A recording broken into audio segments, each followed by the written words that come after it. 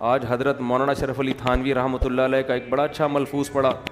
انہوں نے فرمایا کہ یہ جو لوگ کہتے ہیں نا رمضان جا رہا ہے ہمیں غم ہے, جھوٹ بولتے ہیں. وہ بڑے کلیئر کٹ تھے. وہ کہتے ہیں یہ جھوٹ مت بولا کرو, اللہ کو جھوٹ پسند نہیں ہے. جب رمضان جاتا ہے ایک وقتی طور پہ تھوڑا سا غم ہوتا ہے, لیکن حقیقت میں خوشی ہوتی ہے.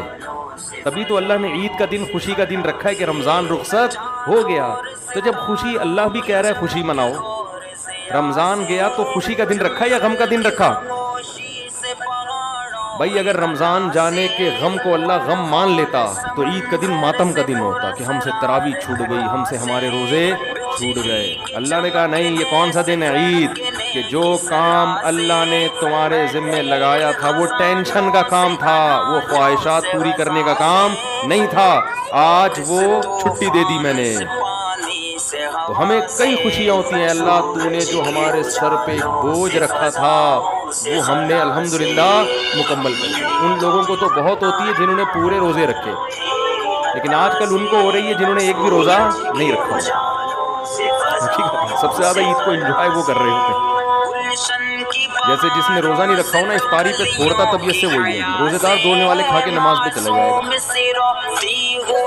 تو فرماتے تھے جو لوگ ناٹک کرتے ہیں نا کہ رمضان جا رہا ہے غم ہو رہا ہے, تو کہہ رہے ہیں ان سے بولو کہ ٹھیک ہے آپ ایک مہینہ اور روزے رکھو.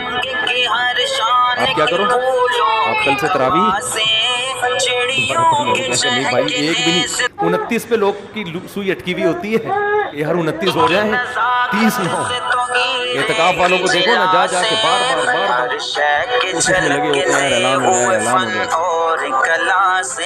ایک روزہ بھی ایڈ کر دیا نا اللہ نے, اس دفعہ رمضان 31 کا ہوگا, دیکھو بے ہوش ہو جائیں گے لوگ غم سے. یہ ہے ٹینشن والا ہی کام. ہاں یہ غم ضرور ہوتا ہے کہ ایک عبادت تھی, ایک مسجد میں رونق تھی, وہ وقتی ہوتا ہے, لیکن وہ اصل تو خوشی غالب ہوتی ہے. یار دوبارہ سے وہی ناشتہ, میری تو حالت بہت خراب ہو جاتی ہے.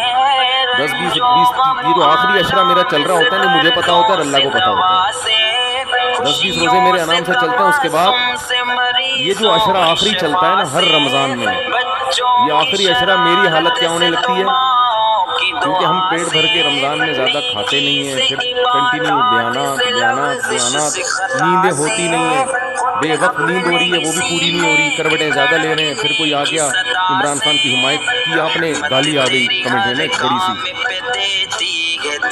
آپ نے یہ کیوں بولا وہ یہودی نہیں ہے, ادھر سے 25-30 کمنٹ وہ دیکھ لیے تو اور آدمی, ظاہر ہے مٹی کا بنا ہوا ہے نا, لوہے کا بنا ہوا تھوڑی ہے وہ سیاسی. حالانکہ ہم نے کب کہا کہ بھائی تم ووٹ جس کو چاہے, تو ہم کہتے ہیں تھوڑا اعتدال سے کام لے لو, مخالفت میں تھوڑا سا اعتدال کر لو, اور اگر نہیں کرتے تو ٹھیک ہے, آپ کی رائے ہو اور ہماری رائے وہ. ہم پہ کسی کی رائے زبردستی مسلط کیوں کر رہے ہو بھائی؟ آپ اگر کسی کی رائے کو فالو کر رہے ہو تو آپ کے خیال میں وہ رائے ٹھیک ہے.